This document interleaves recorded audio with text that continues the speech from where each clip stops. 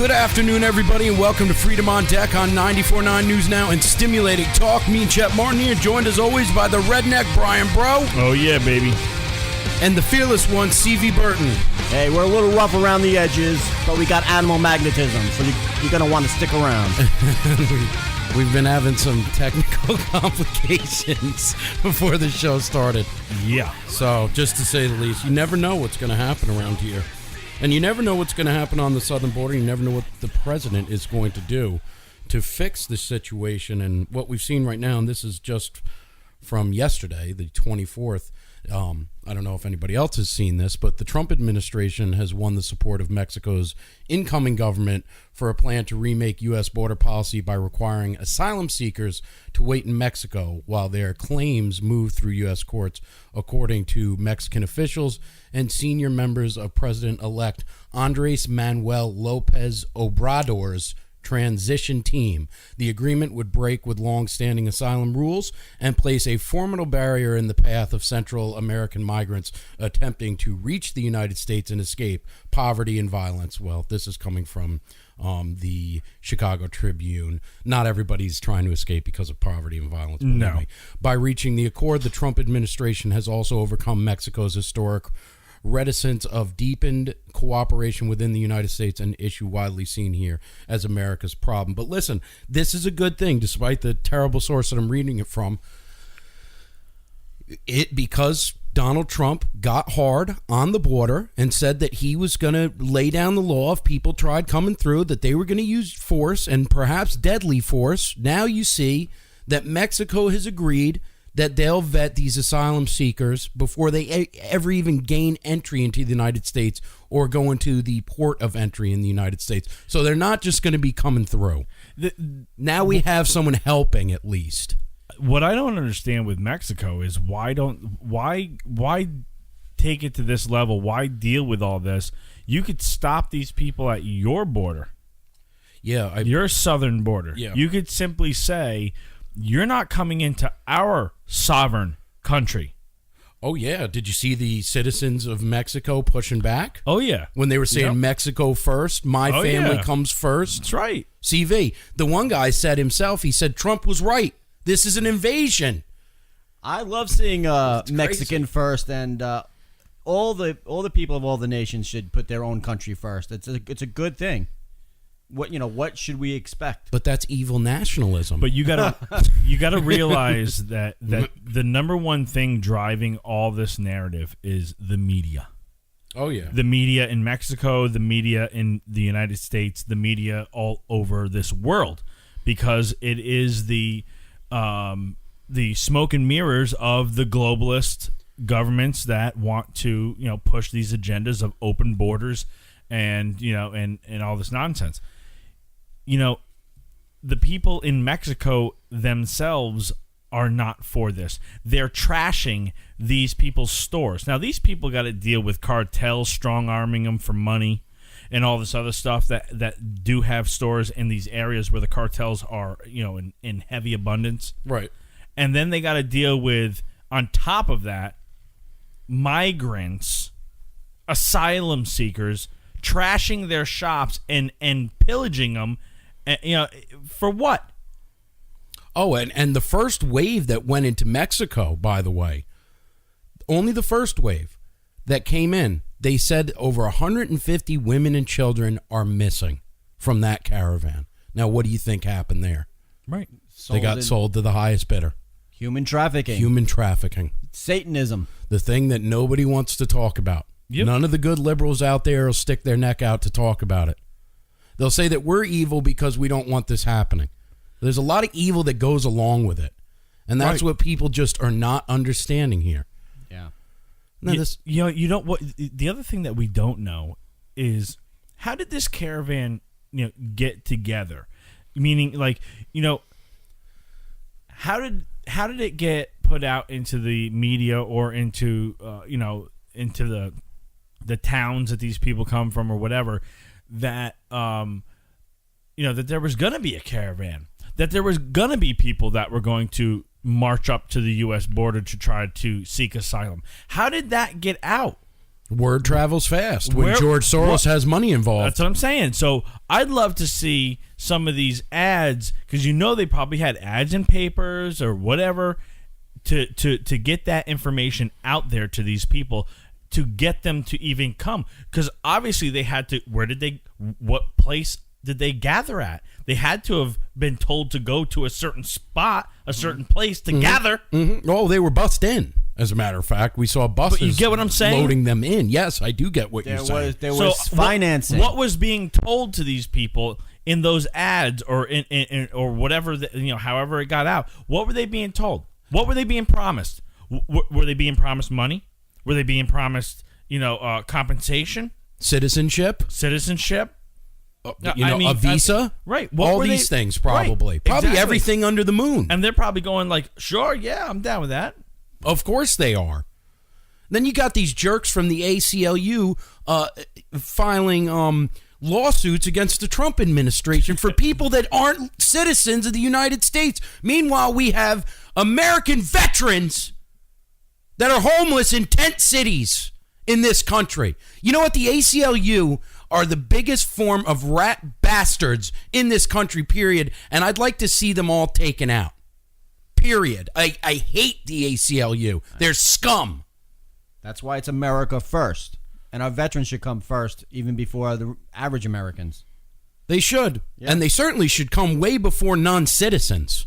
Absolutely. I know there are women and children over there that need help. But you know what? There's women and children over here that need help. Listen, what is it? I can't remember the Not to simplify it so much. But it's like USA Numbers or Numbers USA or something like that. There's a video that you can watch online, and this guy, he goes over using gumballs about our immigration. Right. I mean, it is so spot on. It is exactly the truth. Yeah, we can't fit everybody. With the jars and the gumballs. Yep, with the jars and the gumballs. Mm-hmm. And he's in an auditorium. It looks like a college setting, but there are older people, younger people there. And he's explaining there's no way that the United States could take in all of the disenfranchised and poor people in all the countries in all the world. It just isn't possible. I don't know if you guys saw this, but this... Probably with what I just read you about Trump and Mexico coming to an agreement, this isn't really a worry anymore. But last Monday, the Baja California state government launched a month-long job fair, which was made to look to fill positions for industries along the southern border with the migrant caravan. Francisco Uribe Pantagua, the state's labor secretary, he says the idea for the job fair came after Haitian migrants swarmed to Tijuana 2 years ago, and many ended up staying in California. So here's what they did, Brian. They let migrants stay in Tijuana, illegal migrants stay in Tijuana, hold a jobs fair, and then ship them into Baja California. You tell me money is not being made through that scheme. Of course. This all this is money. There's a reason. NCV hit it on the head. It's sex trafficking. Well, there is that. I mean, we all know that Soros and the Clintons and all types of other people have been, Podesta and all of them have been involved in that stuff. Mm-hmm. It's a sick thing that's going on. But I think as Americans, we need to stand behind our president and demand that our sovereignty be upheld. And I think he's trying to do that, right? I think so. And Obama says this caravan isn't even happening. It's a political stunt. Oh, it's all lies. It's Trump's political stunt. It's unbelievable to me. It's all political stunts out here. But listen, we're going to be coming back, and we are talking about Obama claiming everybody is a no-good, racist mommy's boy. No good. Come on back to Freedom on Deck.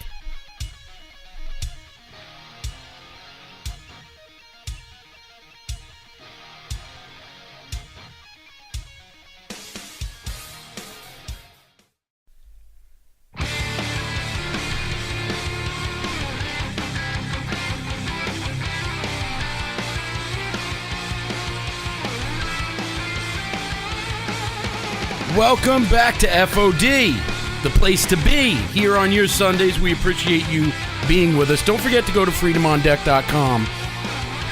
That's where you can go, and it's a one-stop shop for you. We got all our old track shows, and we've got the midweek podcast there, and also all our social network links are right there for you, so you can go like us and follow us and subscribe to us, all that good stuff.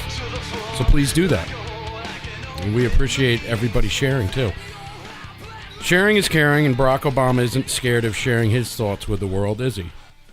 So this is what happened last week. Former President Barack Obama, Husseino Obama, said on Monday that the country's progress is being hindered by mommy issues and racism, in apparent reference to President Trump and his supporters. At the Obama Foundation Summit in Chicago, what a joke, he said that some people in America are still confused, blind, and shrouded with hate, anger, and racism and mommy issues. The remark drew laughs from the crowd, and the former president arguing that Americans are not coming together to solve problems. We have got to get people to figure out how to work together in a cooperative, thoughtful, constructive way, he said, citing broad issues like climate change and education. Here this dope comes out, speaks in front of a bunch of his fellow racists in Chicago, by the way, and says that if you don't agree with climate change, you're a racist. Yeah. Coming from the divider in chief, that this country needs to come together to try to work out its differences is a joke. It is a joke. You know, he's not going to go away. He is Soros 2.0. You know, he is. Look at the money. Look at the money. Follow the money. Look at the money that the Obamas are raking in. That book. Dude, he is doing that book. They're on pace. If they keep going, they're on pace to outdo the Clintons. Mark my words. It's getting there. And all he needs is an Obama Foundation. How about these statements, CV? If you don't agree with global warming, you're a racist. I don't see how emotions have anything to do with the climate. You know, the reason the climate change hasn't been fixed is because of anger, racism, and mommy issues. I mean, how did they correlate? Doesn't even make sense. And then he says, he's right. And then he says that there's mommy issues. It sounds like he was listening to Michael Savage making fun of Robert De Niro, when he said that De Niro has daddy issues. Well, mommy. It seemed like only a couple days later he started talking about mommy issues. I don't know. I think he picked that up. I don't know if Barry's listening to Savage, but no, I think he stumbled on him somehow. But we want to talk about mommy issues. I think Barry actually has the mommy issues. Oh, didn't he hate his mother for being white? And also, wasn't she in like porn? There's like porn pictures of his mom. I'm pretty sure there is. I think Obama has grandma issues because didn't he fly out to Hawaii to murder his grandmother so that she wouldn't tell the truth about his birth? in Kenya, when she held him as a baby in Kenya. Oh yeah, He looked like he killed her. Listen, I don't know about that, but I know he has mother issues. So it takes one to know one, doesn't it? Oh yeah. I say he has grandma listen, issues. it's all about deflection. It's all about painting your opponent as you want others to see him. Yeah. Absolutely. And I want to go back to what CV said when he said the birther and talked about the birther with Barack Obama perhaps being born in Kenya.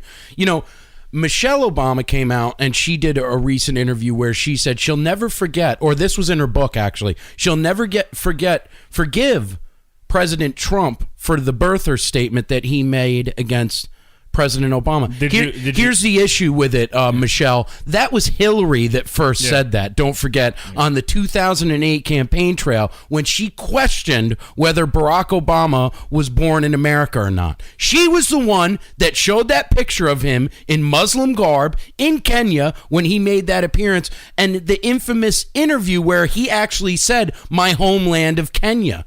And you think Donald Trump really gives a rat's ass whether Michelle forgives him or not? No, but the point is, it's funny that they, one day she's saying Hillary can't run her household, right? If she can't, manage her own house, how's she going to manage the country?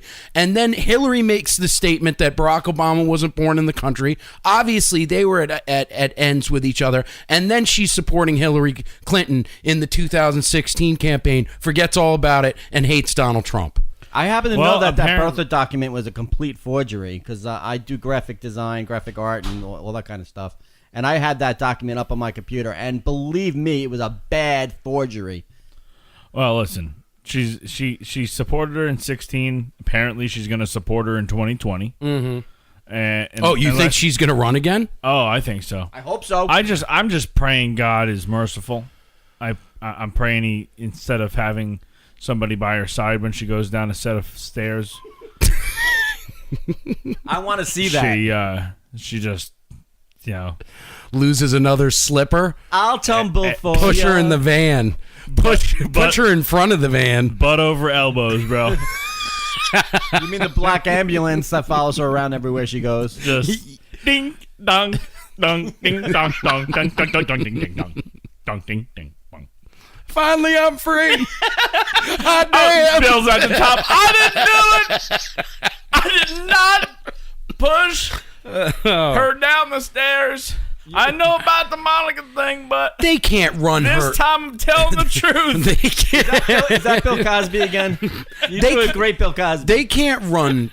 They can't seriously be considering running Hillary Clinton again. Can they? Who's going to fund all her hardware on her back? Well, listen, there are it's 2020 is going to be like 2016 only. There are going to be 20 people on the Democrat side. Right. Dude. Yeah, I think you're right. I mean, it's going to be like Cory Booker, Hillary. You have Kamala Harris. Kamala. Yeah. A camel from Harris. A camel from has Harris a better chance of winning the presidency than Kamala Harris. That's right. So you're going to have all these up-and-comers, and then you're going to have Hillary. That's what I'm saying. Like, does that even smell right? No, she doesn't smell right. No, she doesn't. Have urine and farts. This time is going to be 4 years later. They're going to have the big black guy stand behind her with the injection on stage. He was. What did she say about Trump during that debate? He was stalking me. In her book, what happened? He was looming over her. What happened? You lost. That's what happened. Yeah. Nothing happened. You lost. She was too drunk to remember. Remember when her head was all shaking like... when she had the seizure? When she was having seizures? When she had the seizure. Dude. She had so many moments on that campaign trail where she either fell into a van, she tripped on some stairs, she had a seizure, and her coughing fits. Yeah. She was just out the other day. She's still having the coughing fits. Yes, she can't speak. Dude, she's having the coughing fits. She's still falling downstairs in Asia. I mean, come on, man.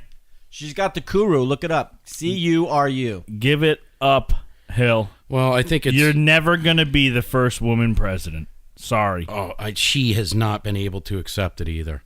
She was just over in Paris making comments that the reason and the rise in nationalism in Europe is because of the migrant crisis. Yeah. Is because she was actually making the argument that they brought too many migrants in, and that's what's creating this populism and nationalism in Europe. I'm like, really? No, Hillary, it's people being raped. It's the fact that law enforcement can't carry anything but a billy club. Yeah. 80% of the people in France right now are against Macron. Did you see the riots? Did you see the riots over the gas prices? Yes, I did. Oh, and they're very bad right now. Oh, yeah. Fires started and everything. Oh, yeah. It's gotten vicious over there. They're done. People are done. Push people to push people hard enough, and they will start to fight back. And people who obsess on racism are the real racists. Don Lemon, whatever you stupid. Don Lemon. Don Lemon is a racist. Frank Dallas. Lemming. Follow her off the cliff. Listen, we're going to be coming back with our first good one. I like that. That's going to be your campaign slogan. We're following her off the cliff this time. Hillary 2020. We're following her off the cliff. Yeah, we're with her off the cliff. Listen, everybody, come on back. We've got a great guest coming, Trent Cromartie. Now, Trent, He's the director for the ninth policy of S.A.V.E. And you're going to want to hear his story. He was wrongfully accused, and it's a real heartbreaking one. Come on back to FOD.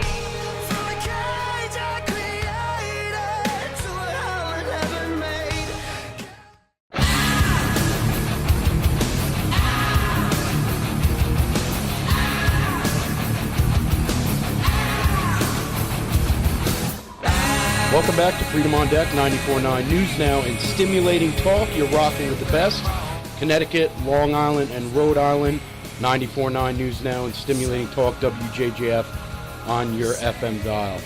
Listen, we have a featured guest to today's program, and his name is Trent Cromartie. Trent is the director of Title IX project for S.A.V.E., Stop Abusive and Violent Environments. Trent's life was upended while he was a cadet at West Point with false allegations of sexual assault, which were disproven, but he was still exempted from West Point.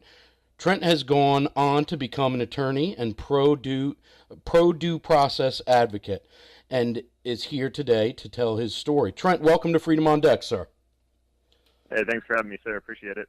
So take us back to your days as a cadet at West Point and tell our listening audience how this nightmare unfolded for you, Trent. Yeah, sure. So basically in July of 2011, this was the summer going into my sophomore year at the academy. I was at cadet field training at West Point, and we had just gotten back from a few days from a field training exercise. It was pretty rigorous, so we were still dehydrated, sleep deprived, we hadn't eaten. And I was informed by my cadet company commander that I had to report to the military police station. And so I asked him if he knew what it was about, and he didn't. So we reported there, and I got frisked and placed into an interrogation room. I sat there for 15 minutes or so, and eventually a CID agent, that's Criminal Investigation Division agent, came in and informed me that I was being accused of sexually assaulting someone. And I eventually learned that it arose from an alleged incident that occurred at a West Point-sponsored ski trip 6 months prior. The alleged incident was completely consensual, completely normal, and so it kind of took me off guard. So I endured a 5-hour interrogation, in my weakened state, and, by the end of it, I just wanted to go back to there. So I skimmed over my statement, signed off on it, and went back. I later went back a couple days later and amended my statement after reviewing it. And ultimately, that's the action that got me kicked out of the academy, is changing a single detail. Anyway, so I went through a 1.5 to 2 year investigation that culminated in a general court-martial where I was facing essentially life in prison. And they found me innocent of all these sexual charges, but they found me guilty of that amended statement. And so they separated me going into my senior year of June of 2013. I finished my degree at Newman University around Philadelphia, and then I attended law school, graduated, and got linked up with S.A.V.E. earlier this year. That's fantastic. Now, let me ask you, did you know your accuser very well, Trent? And you were proven innocent, so whatever happened to your accuser?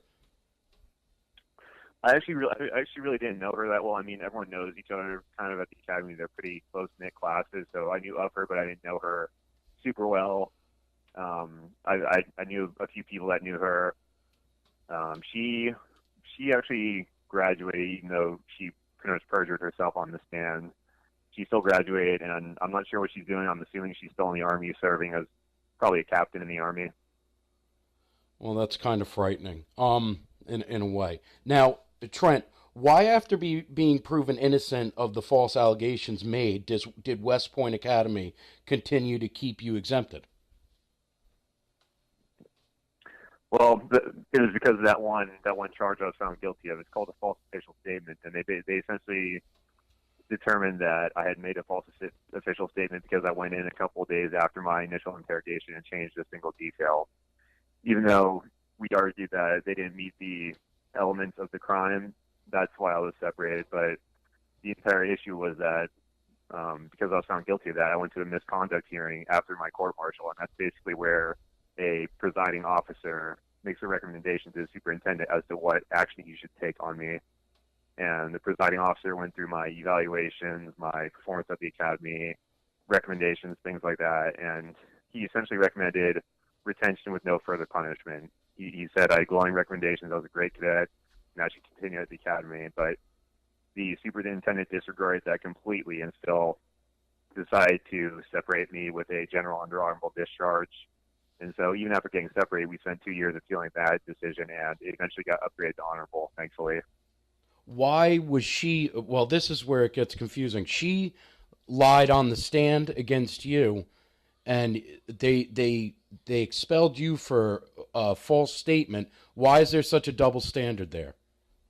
That's a good question. I mean, I think it's kind of just I think it was just the climate at the time in our society. You know, that was shortly after the Dear Colleague letter came out, so there was really a precedent to, you know, pursue these allegations pretty aggressively and to protect victims, especially in the military. I mean, generally, unless you come out and say, hey, I falsely accuse this individual, you're pretty well protected. And so I think that was a big portion of it. But in terms of their actual justifications, it would only be speculation on my part. Okay. Now, Trent, being a lawyer and pro-due process advocate, can you tell us the percentage of men accused of sexual assault that are actually false allegations? Sure. Our organization did a study. It was a multi-month, basically phone survey with registered voters, and we found that around 10% of individuals have been falsely accused of sexual assault. And there's, you know, the National Board of Exonerations also found something similar to that percentage. Obviously, it's very difficult to prove what's a false accusation, because they basically have to come out and say they falsely accused, or has to be like overwhelming evidence. So it's very difficult to find a reliable percentage, but we believe it's around 10%. Right. Now, Trent, I understand that every case is different, case by case. But are any of these accusers that are proven to be lying ever prosecuted? Does that happen a lot?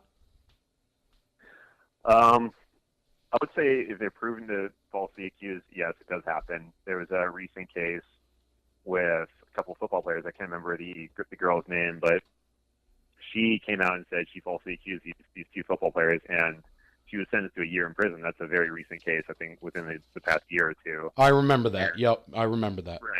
Right. So it definitely does happen, and you have plenty of cases, random cases that pop up where people who are arrested falsely accuse an arresting officer of sexual assault or something of that sort, and they're being prosecuted with false statements or, you know, perjury, things like that. So it's definitely starting to pick up steam in that department. Trent, with the Me Too movement in full swing and the culture of believing the victim no matter what, like the Democrats promoted during the Senate questioning of Brett Kavanaugh, how do we fight back to protect our young boys of being falsely accused? Because I'm the father of 3 young men myself. Right. You know, I think the public's starting to become aware of this. As you know, as I always say, this, as terrible as the Brett Kavanaugh situation was, it really brought these issues to the forefront in terms of credibility and due process. You know, whether those accusations were legitimate or not, I can't say, but, you know, it brought the issue to the forefront. And what we need to do as a society is just start advocating for due process for all parties involved in these situations. It doesn't matter if you're a man or a woman. You need due process and fairness for accusers and the accused. And so, especially with these proposed Title IX regulations coming forward and the notice and comment period coming up, we really, as constituents, need to provide our comments as to the positive aspects of those regulations and try and battle against the negative aspects, and you know, just promote due process in that manner. Just make your voice heard, communicate to your representatives, and just become active, I'd say. Would you say, I'll call you a survivor of being accused of false allegations, and would you say that there's a stigma that sticks with somebody that's falsely accused?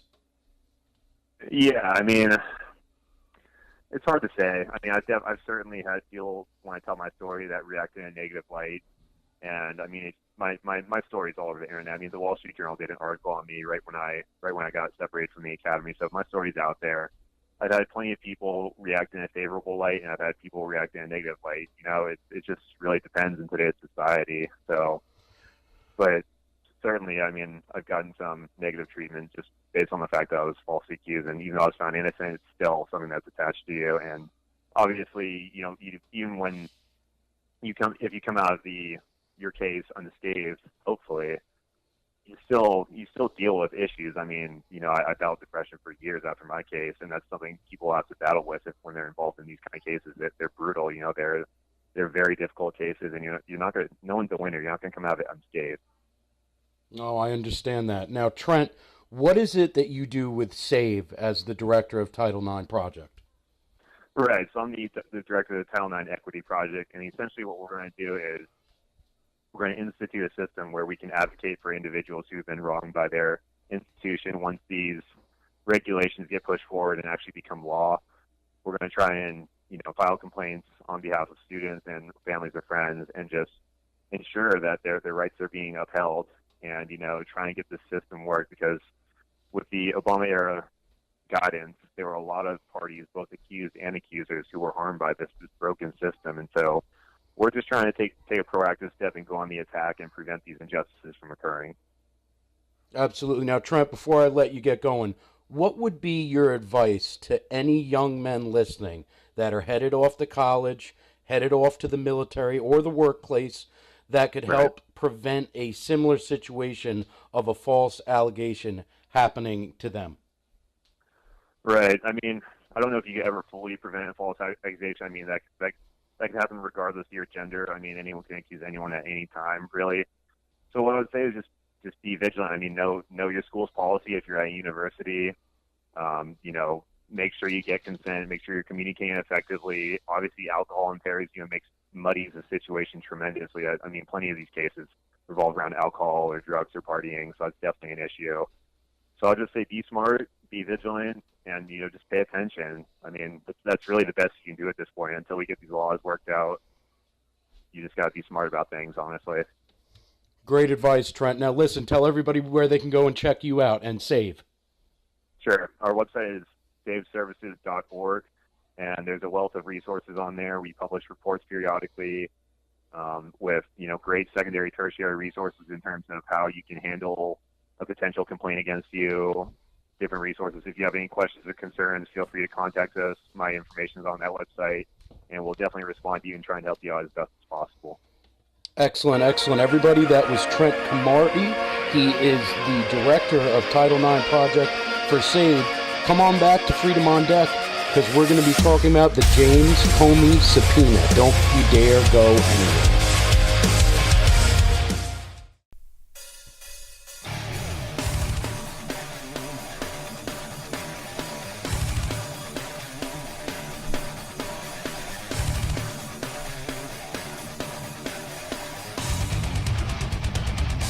Welcome back, everybody. Freedom on Deck, 94.9 News Now, and stimulating talk. Rocking on the FM dial, WJJF, coming your way all the way from Long Island, New York. Transmitted to Chris in New London, Connecticut, and then sent out to all of you. You're welcome. That's right. Where would we be without Chris, man? God bless Chris. He's my favorite. I love the kid. He's a great kid, too. Needs a raise. Big raise. Needs a raise. He needs a big raise. You hear that, Fuller? And we need some new equipment, by the way. So get right on that. That's right. Anyway, listen. And tickets to Disneyland. we've got that's Commieland, Disneyland. And speaking of commies, we got Republicans subpoenaing James Comey and Loretta Lynch over a Clinton email case. So the House Judiciary Committee has issued subpoenas for James B. Comey, the former FBI director, and Loretta E. Lynch, the former attorney general, as part of this investigation into their handling of the inquiries into Hillary Clinton's email server and possible ties between Trump campaign and Russia. The subpoenas issued on Wednesday by Representative Robert W. Goodlatte of Virginia and committee's chairman and Republican require Mr. Comey and Ms. Lynch to appear in a closed-door sessions with members of Mr. Goodlatte's committee in the Oversight and Government Reform Committee. Mr. Comey has been called to appear on December 3rd and Ms. Lynch a day later. On Twitter, Mr. Comey objected to the format the Republicans are demanding for an interview. "I'm still happy to sit in light and answer all questions," he said, "but I will resist a closed-door thing because I've seen enough of their selective leaking and distortion. Let's have a hearing and invite everyone to see." Is this guy kidding me? Leaking? The last person that should talk about leaking is James Comey. That guy has a hole in his bottom lip, bro. Really? You were the big one, and the big one was the leak you made to the New York Times, and there were plenty of others, you schmendrick. Yeah. And you know what's funny about Comey is that, he took notes interviewing the president secretively, leaked them, and nothing happened to him. Nothing. That's one of the things they're looking into. Believe that me. right there is entrapment at its best. Oh, yeah. Because he secretly recorded the president. And even if there's an interrogation, they have to tell you that they are recording the interrogation. They have it right there on the little recording device right on the table there, and you're told. I think they were handwritten notes, though. It doesn't matter whether they're handwritten notes. Oh no, I'm saying that's what he said. He was trying to set up a special counsel against Trump. Yeah. And that's why he leaked them. Well, He even admitted that. Comey wasn't doing that. Did he record, or were they just handwritten notes? I think they were just handwritten. Regardless, We'll he leaked it all. Well, Exactly. we will see when this investigation goes through.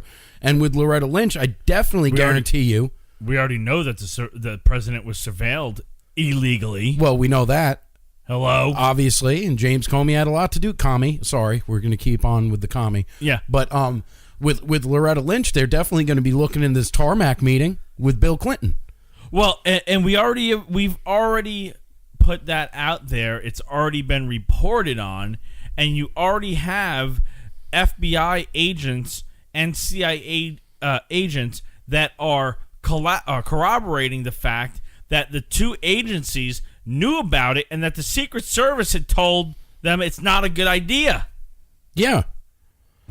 And also, don't forget, James Comey was the one that came forward and said, yes, indeed, Hillary Clinton did file federal criminal laws. She didn't file, violate federal criminal laws, but that she was not going to be prosecuted. But if any other American citizen did exactly what she did, they would be.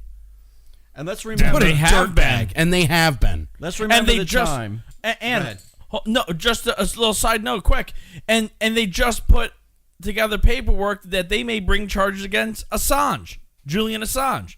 So it's like, here's a guy that had information leaked to him and he put it out on the internet, and they're trying to bring charges against him.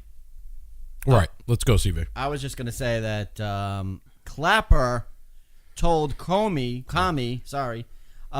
that he should brief President Trump about the dossier, and how they opened up an investigation based on that dossier. And the only reason that was done was so that Comey can release it to the media, so that could be a news story, and that's what Pelosi calls the wrap up, where they level false charges and falsehoods. They leak it to the media reports it, and then they talk about the media's reporting. And don't forget that Comey and the media were working hand in hand with each other. I remember he did that roundtable discussion on CNN where he sat with Anderson Blooper, and Blooper asked Comey, you're a Republican, right? And Comey himself says, I'm not a Republican. I've never said that I was a Republican. Correct. Blooper looking dumb-faced, really? And he says, no, my ideology leans left. And as a matter of fact, my wife, she wanted Hillary Clinton to win, and so did I. Not only that, my wife was in the Women's March movement. They showed a picture of her with her vagina hat on. Boom. And Blooper's still sitting there looking stupid.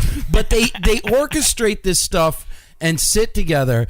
And I think that was to give CNN a pass for having called him a Republican. These people work together all the time. You'd be surprised. When they're acting like they don't know what they're both saying, they know exactly what they're saying. Breitbart just put out an article, I think it was last week, talking about how the Brits right now are like in fear of the fact that Donald Trump may declassify some of this dossier. Oh, they're and really they scared. Are, because I think MI6 has something to do with this. I think the Brits. I think this goes deeper.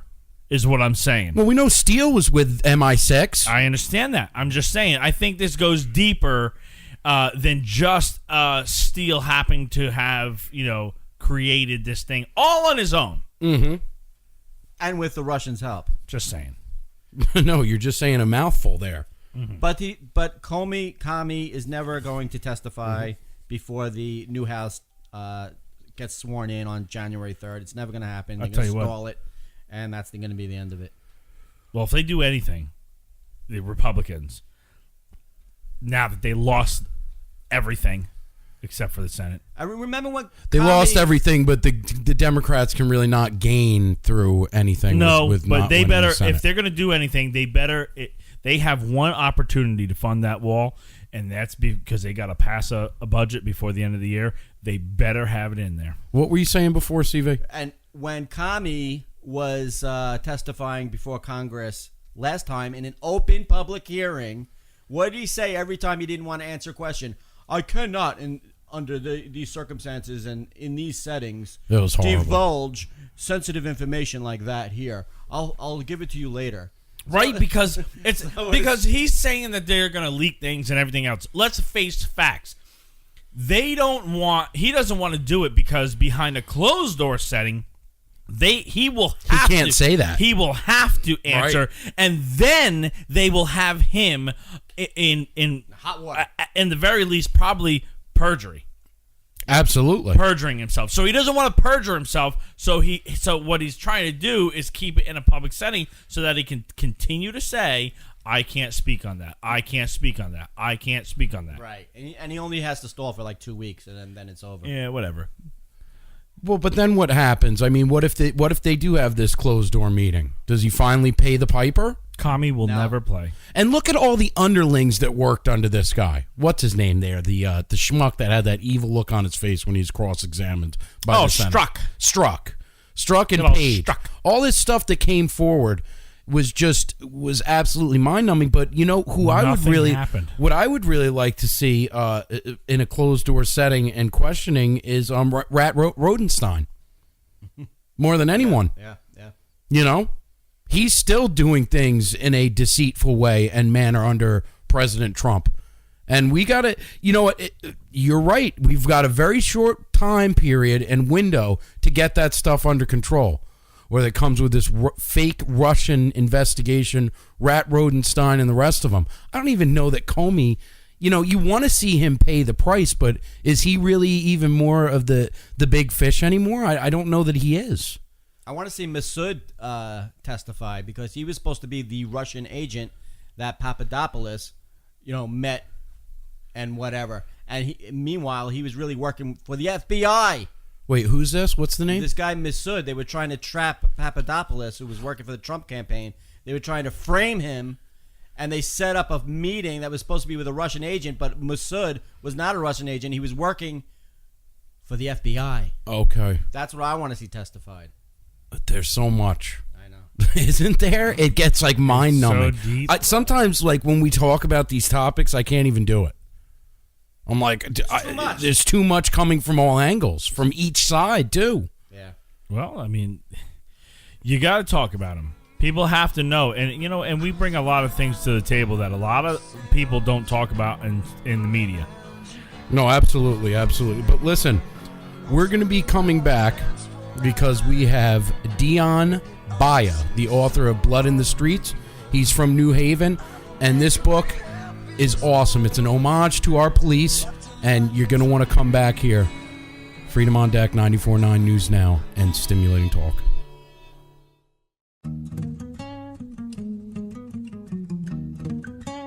Welcome back, everybody, to Freedom on Deck, 94.9 News Now, and Stimulating Talk. Chet Martin here. You're rocking with the best in Connecticut, Long Island, and Rhode Island. Another featured guest of today's program is the author of Blood in the Streets, Dion Baia. Dion was born. You were born in New Haven, Connecticut, and a graduate from SUNY Purchase College's Conservatory of Film in '01 and immediately began working in the industry behind the camera at the Fox News Channel, working with Neil Cavuto, Sean Hannity, Alan Combs, Megyn Kelly, and among many more. So we'd like to welcome you to the program. It sounds like you've got a good resume there for yourself.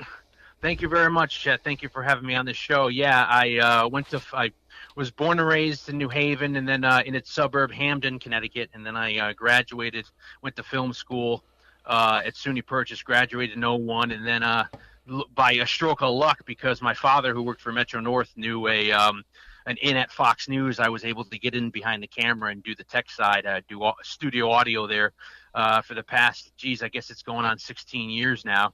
And in that time, I still wanted to try to make a movie. So I wrote what this was, Blood in the Streets, originally as a screenplay. And then after not being able to get it seen, I converted it in the 2012 election cycle while I was on the road covering the election. I turned it into a book, and then luckily it's taken me another 6 years, but I finally got it out to print, which will be coming out December the 4th. That was you're reading my mind. My next question was, it's coming out in December. So so give our listening audience a brief synopsis of what Blood in the Street is about, the storyline, please. Well, certainly for people in the local area, I think they'll really maybe have an interest in it. It's about it's basically an homage to 70s police and cop movies, and because it was originally written as a movie I wanted to try to make. And it's just about a homicide detective in 1 week's time span in New Haven in 1976. And he's, he's a reformed alcoholic. He's trying to keep his head to the ground and do his job. But then after his best friend's daughter is murdered, he has to take the case over, and it slowly unwinds him. And like a lot of us, he doesn't realize that, it's that one thing that'll tip us over. And then because of that, he relapses, and it kind of almost does him in. And it's set within the historical backdrop, even though it's a fictional story. It's set within the historical backdrop of New Haven in 1976, with the completion of the urban renewal program that went on there that was very controversial, and then with the other, racial tension that was going on at the time between the police and, certain aspects of the community. So that's the backdrop of the book where this 1 week in this guy's life takes place. What inspired you to write Blood in the Streets, Dion? Well, when I had gotten out of film school, I was really in at the time, particularly like movies like Dirty Harry and Bullet. And, I had a real affinity, and the idea of like a police officer, especially, it rings true in this day and age where, it's almost like a thankless job. And guys who had to deal in and out with these horrific things, it's almost like being in war, or at the battlefront, seeing this sometimes this really horrible side of humanity, and then they have to compartmentalize it and take it home and have a regular life. So that was one of the first things that intrigued me to it. And then for a local aspect of it, since I'm born and raised in New Haven, I've always had a huge love for the city, and I always liked in other stories like, say, Bullet or Dirty Harry, where the San Francisco or whatever city is profiled is a character. So I thought, it'd be amazing to try to give New Haven this kind of, starring role in a story as a backdrop to be able to tell this, really gritty 70s kind of story that I kind of, grew up in the 80s, hearing about from my family of the era. Now, let's go back. You were talking about New Haven's urban renewal project. Yes. How did this contribute to the social and racial division of the city, and what exactly is it? Well, urban renewal was an idea where, after coming out of World War II, a lot of the GIs coming home kind of realized that they wanted to start families, and they realized they didn't have to stay in the really urban areas of these, the United States cities. So they were moving out to the suburbs, and there was a booming economy there where there was all this kind of suburbia coming up. So there was a mass exodus, especially with the GI program as well. You can go get a home. So a lot of people were leaving these urban areas. And then in the 50s, with Eisenhower coming in, and doing the interstate system where all these highways were connecting all these cities, you were having this mass exodus from the urban areas. And at the same time, you had African Americans leaving the South to try to find work in the cities, but then these there was no jobs to be had because these factory jobs in these places were following the migration to the suburbs. So by the 50s into the 60s, you see this really just downward spiral of a lot of the inner cities in America. So what the government's idea was to do was try to use this thing called urban renewal that we saw like guys like Robert Moses doing in New York City in the 40s and 30s and 50s, where you would just try to reinvigorate the downtown areas of these burgs by having people in the suburbs want to come back down and spend dollars down there. So what they would do is they would just really, by eminent domain, just bulldoze sections of the city that they deemed to be slums, or in some cases they deemed could become slums, and really just ejected people from their homes, and by eminent domain ended up using that area to maybe build coliseums, stadiums, malls, parts of universities. So that's when you go to places like Newark or Cleveland or other, big burgs in the United States, you'll see, downtown, it's just sometimes just really cut up, and suddenly you'll have a football stadium there or a mall. And it's because they tried to do these programs.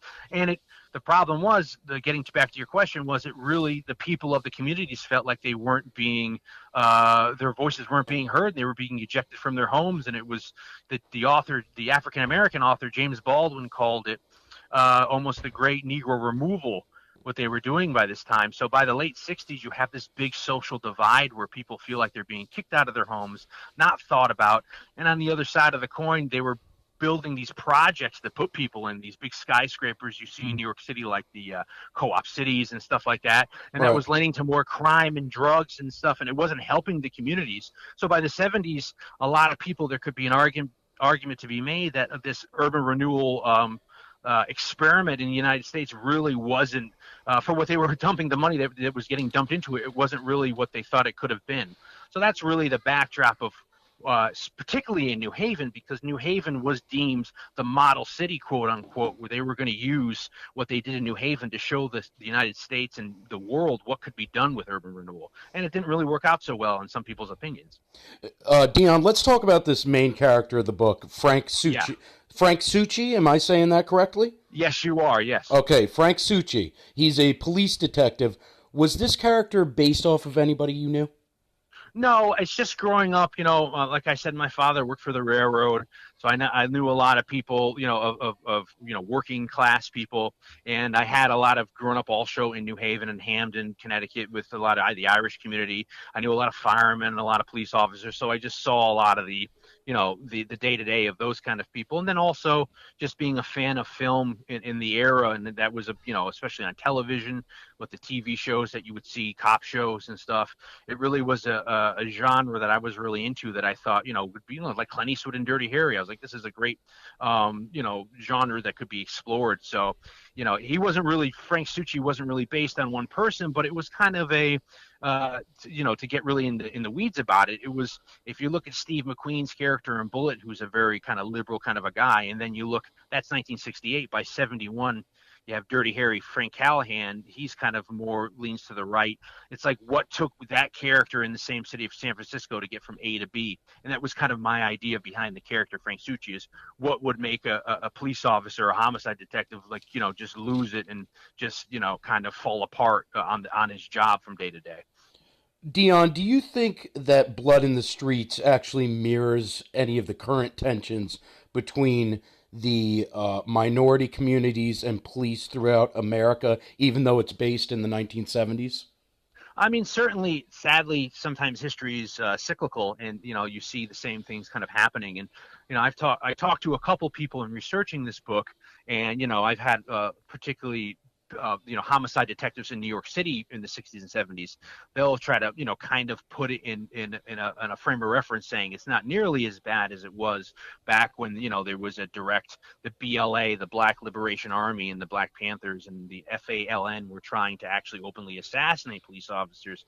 But nowadays, because of a lot of incidences that were arguable and sadly cast a bad light on police officers, these sometimes questionable incidences or sometimes downright wrong incidences, it casts this wide brush and disparages the entire, law enforcement community, which sadly, they're on the front lines, and these are the men and women who are the buffer between us and society. And a lot of times in these communities, if people are upset at the man or at the government or at somebody who's in charge, a lot of times when people boil to a head, their first interaction with the ruling class is through the police officer or through law enforcement.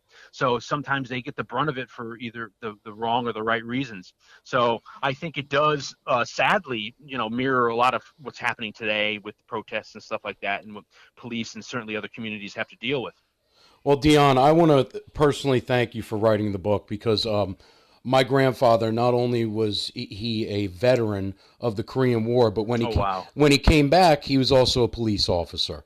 And a lot of what he saw in his days as a police officer, he said, was harder than when he was in Korea. And also my co-host, Brian Bro, he has plenty of family that are police officers, and we see what they go through every day. And we just want to thank you for writing this book.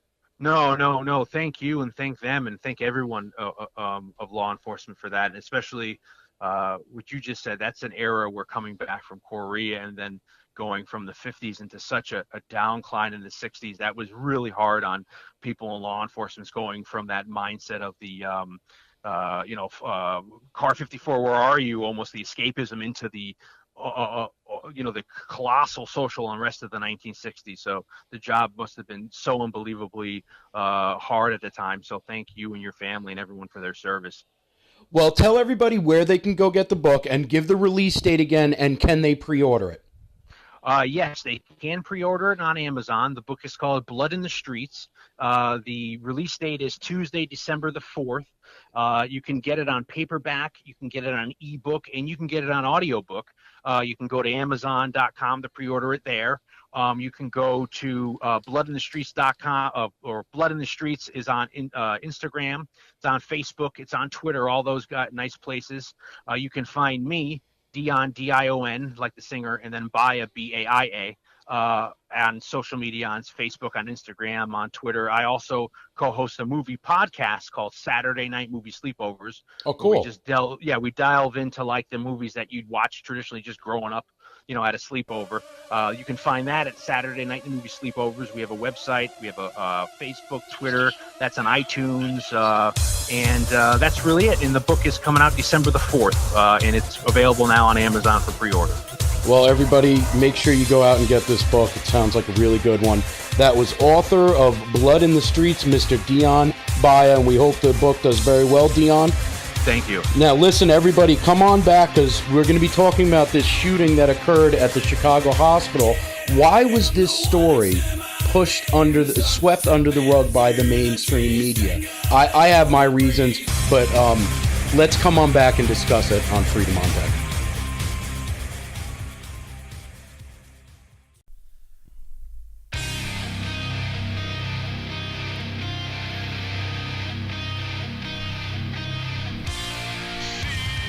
Rock and Roll Sundays here with FOD. You and Chet and Brian, CV, and me. The Freedom 3, it's the place to be. With Julio down by the schoolyard. That's coming up next. Yep, that's right. But listen, don't tell Don Lemon. Don't. No, I like to call him Don Lemon. Don Lemon. Sounds like Razor Ramon. Do you want to talk to me, man? Don Lemon? Let me tell Don Lemon something. It went greatly underreported by the MSM, and I think I know why. Police had been called to a hospital in Chicago after Juan Lopez, 32, confronted emergency room doctor Tamara O'Neill, apparently over a broken engagement. And so as it said, by the time Jimenez and his partner arrived, those were the police that came onto the scene, Lopez had shot O'Neill repeatedly, standing over her as he fired his last shots. So he then killed a Chicago police officer and 2 other people. And this was in South Side of Chicago at this hospital. Mass shooting. Guy wasn't white, though. I want to tell Don Lemon and the rest of mainstream media that even though he's a Hispanic, it's okay to report on the story for more than 20 seconds. But Don Lemon is a racist. Don Lemon. But Don Lemon says that we're the problem. Don Lemon He's the problem. says we're the problem, even though the guy that slams him in the rear end is white. Steady now, steady. Just to say, well, I meant that the guy that I don't mean it in that kind of way. I mean, you know, he's the cream to his Oreo.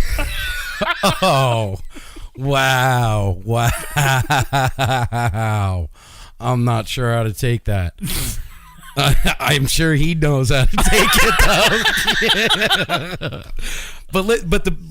Let's see. Steady the course. We don't like Don Lemon around here. No, we don't. But here we go. And this story was really swept under the rug. Oh, and yeah. I think that's the reason. Of course it is. Listen, first off, you had a doctor who, you know, and this is the sad part is it was an ex-girlfriend, if I'm quoting that correctly. Yes, you are. So, you know, ex-girlfriend, who knows when they broke up, if it was recent or whatever, but obviously had, you know, they were engaged. A crime of passion. They were engaged. Okay. Yep. So she called it off, whatever the case is, you know, this happened. You know, this woman was a victim of domestic violence. You know what I mean? Obviously murder, but I'm saying I think that there was some things.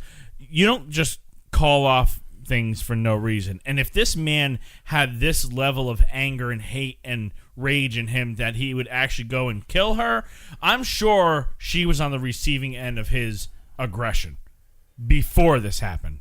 Mm-hmm. And then you have an innocent, I think she was a pharmacy tech that was killed.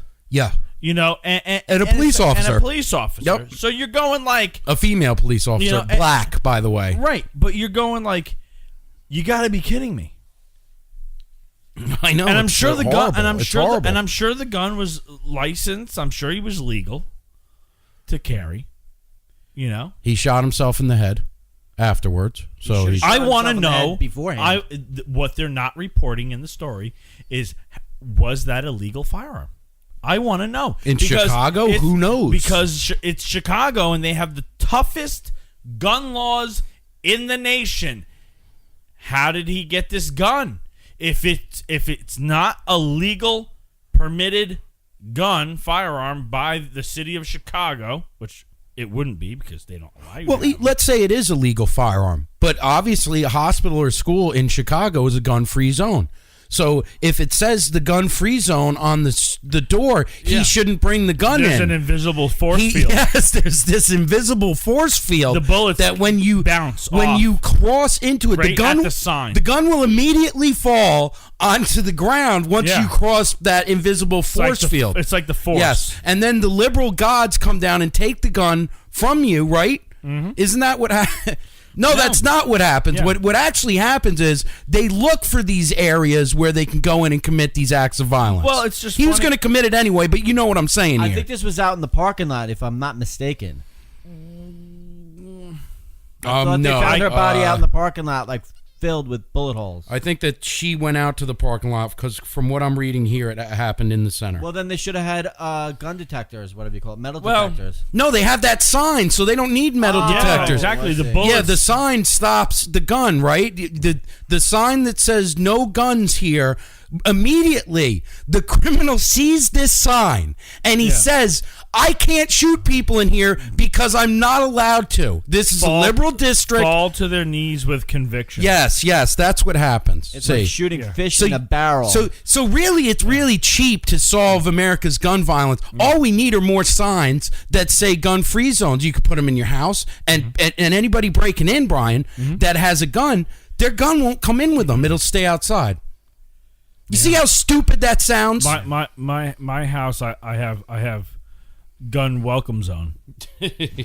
You bring yours and I'll bring mine. Very good. Listen, we're going to come back. As mentioned before, we have Julio Rivera. He's the owner of the Reactionary Times, and he's got a new show called America's Common Ground.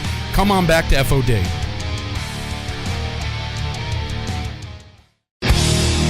Time to play the game. Time to play the game. Welcome back to Freedom on Deck on 94.9 News Now and Stimulating Talk. Chet Martin here, joined as always with Brian Burrow and C.V. Burton. You're rocking with the best. Connecticut, Long Island, and Rhode Island. 94.9 News Now and Stimulating Talk, WJJF on your FM dial. Listen, our next guest is the owner of the Reactionary Times, contributor to Newsmax, the Washington Times, the Washington Examiner, The Hill, and many others, Mr. Julio, the Conservarican Rivera. Julio, good to have you back on the show, man. It's been too long. I know, it definitely has been. I mean, I think we talked a couple of weeks ago when I was on the Andrea Kay show. And, we always stay in close communication. But, yes, it is great to be back on the great Freedom on Deck. I have to say, first off, just a quick apology. I'm sorry about the way that Election Day worked out for Connecticut. Well, we didn't expect much else, but, those wet ballots really went against Bob Stefanowski. I don't know if you saw that whole debacle happen, but it was unfortunate. But listen, you have some new things going on, right? So this new television show that's a docu-reality series called America's Common Ground. Tell us what this new television program is all about, Julio. Okay, well, this is something that we find is very, very important, especially now, considering that the Democrats have retaken control of the House. In order to take America further, I think we need a little commonality politically. We have to reach this common ground, which is so difficult to do in our, really polarized, kind of partisan, political world that we're in today. Basically what it is we put the power back in the hands of the American people as it was intended when this country was founded. We put 10 average American citizens around the round table. We make sure that we get even representation from both sides of the ideological spectrum. And these people go ahead and they, basically discuss the important issues of the day. Our pilot episode, which is on immigration, could be found on America's Common Ground.tv. People want to go there and check it out. Basically, they go through a moderated discussion where there's rules to the discussion. People can get flagged and kicked off of the table if they're belligerent or if they're out there spouting fake facts. We do fact checking and all those sorts of things. And at the end of the game, they go ahead and propose their solutions to whatever the issue is that we may be discussing that week.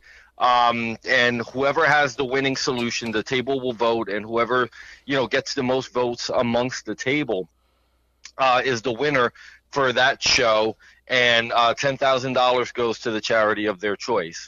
But I think it's important as far as the moderation of the conversation to make sure that people aren't screaming over each other. It's not about who's the loudest. It's about who has the best solution. And if you can go ahead and reach across the aisle and find enough people that'll go ahead and vote for that solution. So this show is all about pragmatism.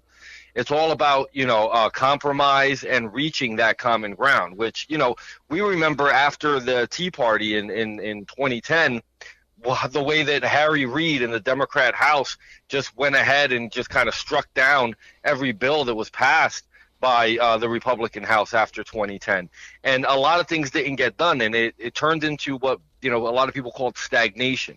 They were like, oh, well, the Republicans are being obstructionists and they're stagnation. Everybody points fingers, but nothing ever really got done. Obamacare was failing. The Republican House kept voting to repeal it. The Democrats were being rigid and unreasonable, even as, healthcare costs were, skyrocketing by 250 to 400% in some areas. Comprehensive immigration reform never got done. And we're still seeing, look at the Tea Party went into effect in 2010.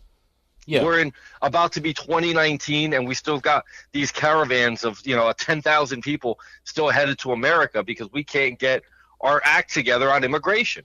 Now, I want to go back to the show a little bit here. Mm-hmm. You say that there's a fact checker, and if somebody espouses some fake news information, they get sort of a demerit, and if they get 3 of these, they get voted off, right?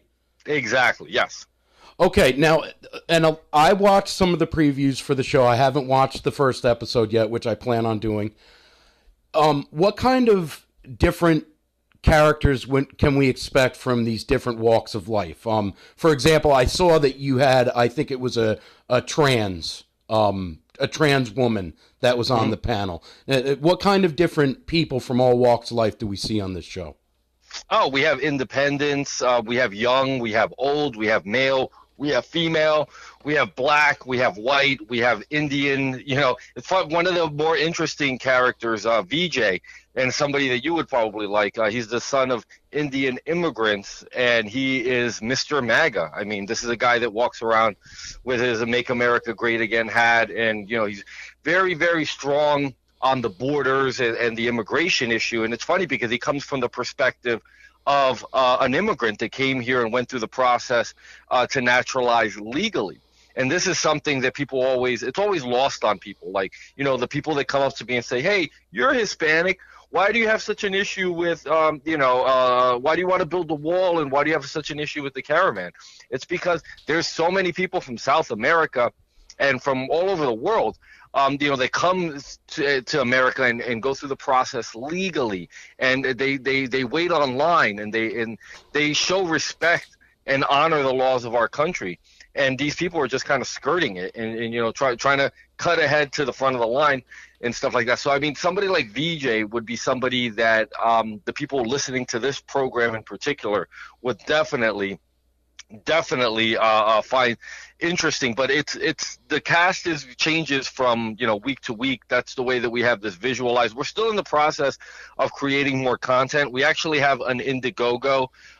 We're going to go ahead and create more content, and we're actually in talks right now with a couple of online and national cable outlets to go ahead and air the pilot and air these subsequent episodes that we're creating right now. Okay, now you're co-hosting this show with a liberal journalist. How is that? How is that co-hosting with her on this? It's good. I mean, she actually, she's a geologist. She's a Jess Phoenix. She actually ran for Senate in the state of California, and she was in the primaries. And she's often appears on television. She does like RT, and she does CNN International. So she's kind of like equivocal to what I do. She's not really a journalist, but she does write some opinion pieces. And she's very smart. She's actually, some of her opinions I think are correct on some issues, although on many things we disagree. And you'll see that disagreement and the back and forth on that as you watch the television show. Again, it's on americascommonground.tv. We go ahead and have our own back and forth. But what we do more or less, I mean, the stars of the show are the American people. The show does not have an agenda.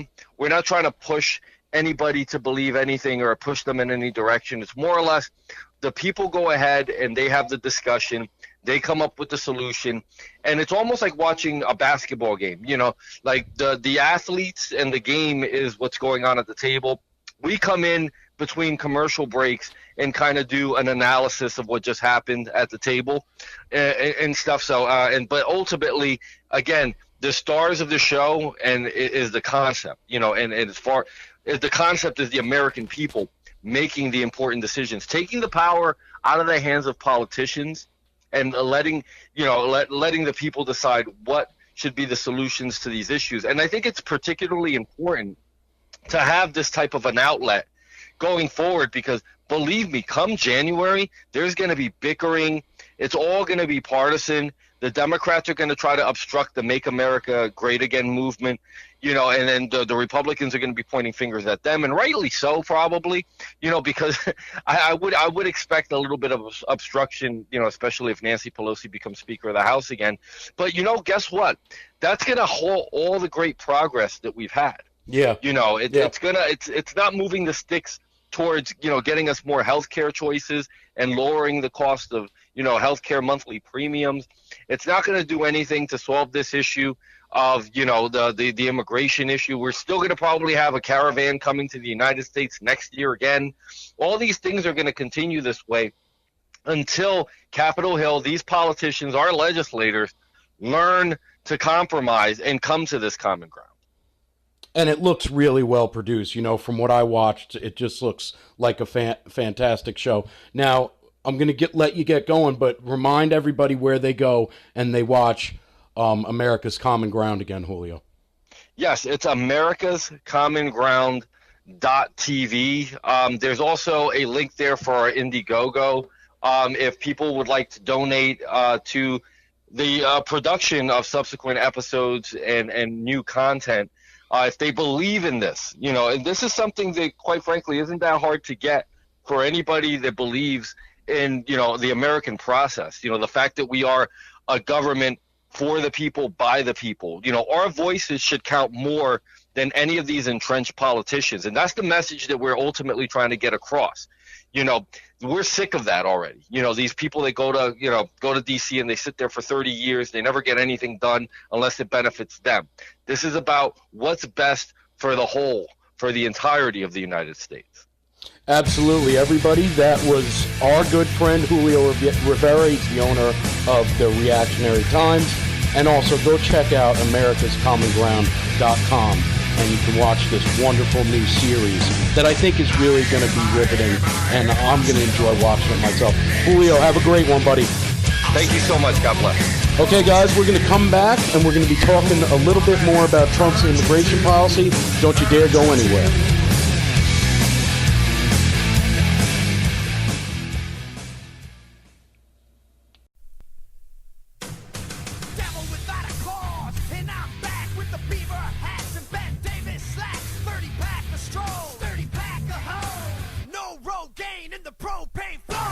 Oh, welcome back to Freedom on Deck, 94.9 News Now and Stimulating Talk. We're wrapping it up for you folks.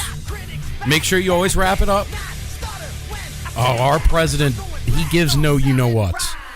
We were talking about this, and we're going to get on to this journalist being murdered over in Saudi Arabia, but he sent a tweet out last week. Trump sent a tweet out. President Trump, our president. And you know that Adam Schiff and him don't get along very well. Adam Schiff's always trying to dig more up with Russia, and he's always talking about the Miller investigation.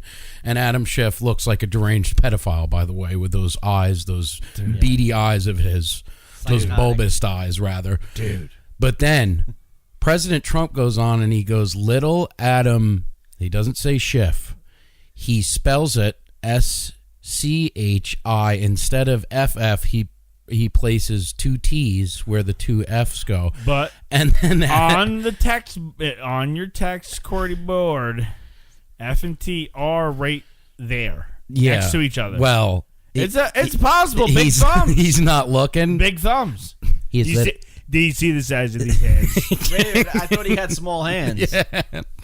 Big hands. He knew what he was doing. That was little Marco that has the small hands. And then Schiff remarked back to him.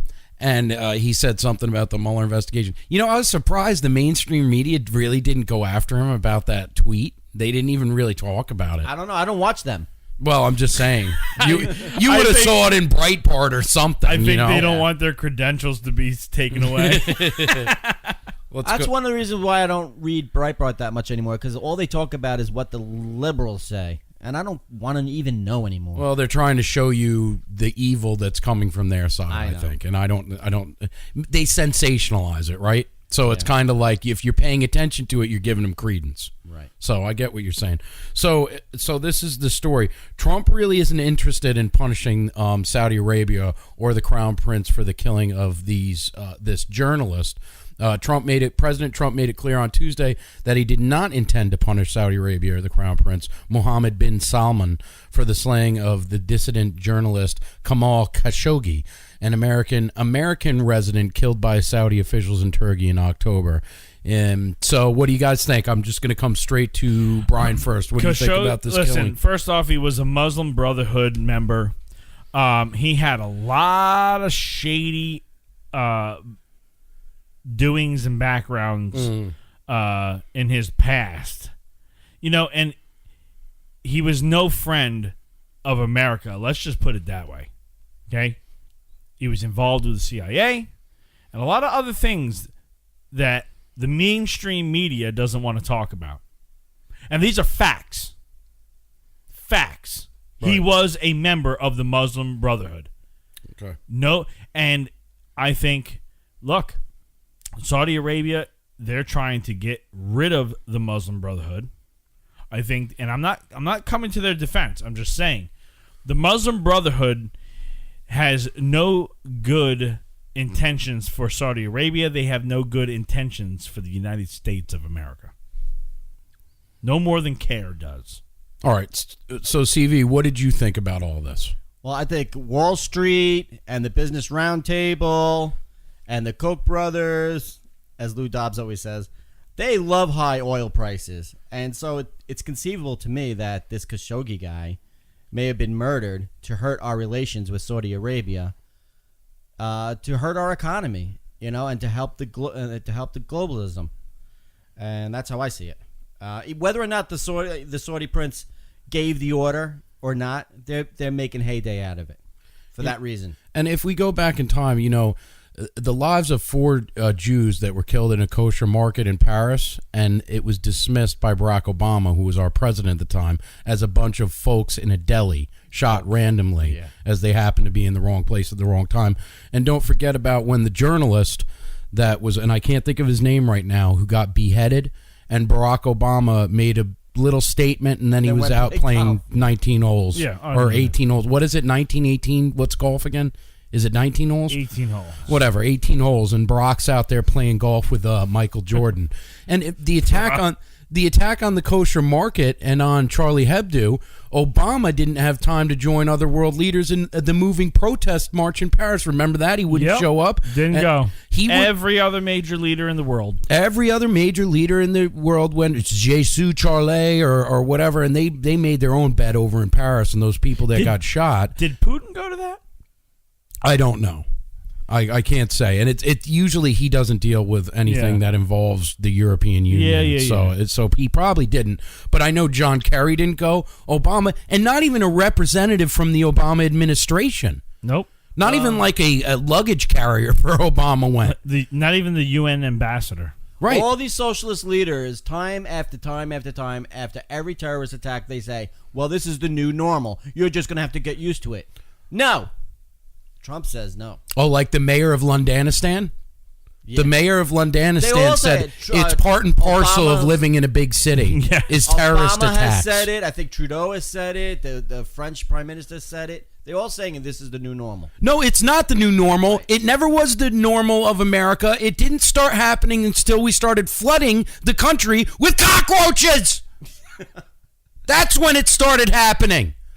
People that sponge off of our dime and don't belong here in the first place. That's right. And half of them, 90% of them are on welfare. Well, it's just funny how, Merkel just the other day was talking about how we have to give up, nations are going to have to give up their sovereignty. No. Oh, yeah. And that nationalism and patriotism is all this nonsense. Anyway, it's funny that she says that when she allowed all these migrants to flood into her country. Migrants. Bull.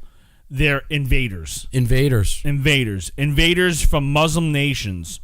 And let's face facts. Most of the nationalists in Europe, people that are born natives of their country, do not agree with it. No, they don't. That's why you have riots in Paris right now. That's why you have 80% of the people against Macron. That's why you have Brexit. That's why you have countries like Hungary not taking any migrants in. Listen, it's happening all over the Europe because just because you're part of the EU doesn't mean that you have to give up your sovereignty. And Merkel is a joke. And guess what, Merkel? And as long as there's a breath in my lungs, I will not give up sovereignty for my nation. These globalists can pry our sovereignty out of our cold, dead hands. Guten Freunden. Yeah, she's a potato head. She's disgusting. What's happening over there? Sorry, that was not very good German by me, but I was trying to say something nasty to you there. Yeah, I know. but listen, the thing is, Hillary was over there, and she can't shut her mouth. And I think I was talking about this earlier in the show. But she went over to Paris and was saying the reason for the rise in the climate of populism and nationalism is because of is because of the refugee crisis, but the reason for that is because of President Trump and the racist views in America are bleeding over there. Yeah, stop talking about racism.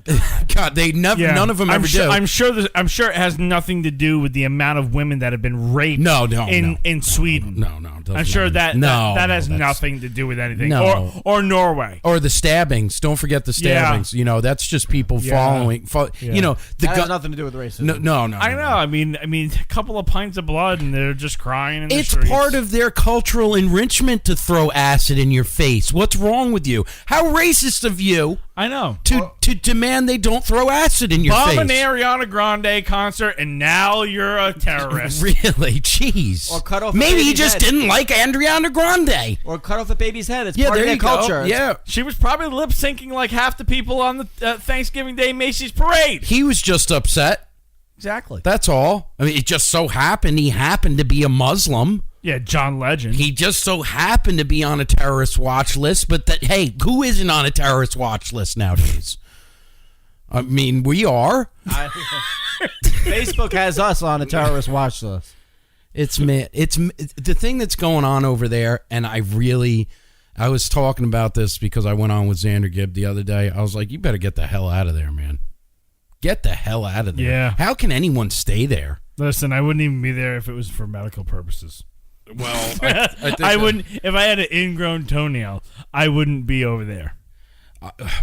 I would cut my toe off myself. You know, and I see a lot of people that go, they made their own bed, and a lot of people say that when you talk about Connecticut and New York, but you know what? There's some people that can't leave. They can't afford to leave. Chad, they just had a study that came out that 59% of New Yorkers have a plan to leave New York within the next 3 to 5 years. 59%. I do. I don't, because I have kids here. I can't leave. I can't move my cat. I have young kids. I'm just telling you that 59% have a plan. Doesn't mean that they're going to. They just have a plan to. That's what they're saying. Tennessee's looking mighty good. Tell you what, it's a pretty place. It is pretty. I don't know how much work there is over there. You always have to worry about work, the old too. Smoky Mountains, right? Oh yeah, Dolly Parton country. Smoky. You know, Dolly Parton had some Smoky Mountains. Get your smoking on. That's right. That's right. Oh boy. Well, everything's falling apart, isn't it? This world is just coming to an end, I think, unfortunately. And so is this episode of Freedom on Deck. Yeah, it is. It is. Well, listen, rare form. Yeah, we got some special guests next weekend, but they're going to be surprises because they're surprises for the guys and they're surprises for you. But as usual, we're going to have a fantastic show. Same Freedom time, same Freedom station. Don't you dare go anywhere. Leave the dial locked to 94.9 News Now and stimulating talk. And have a fantastic, good day.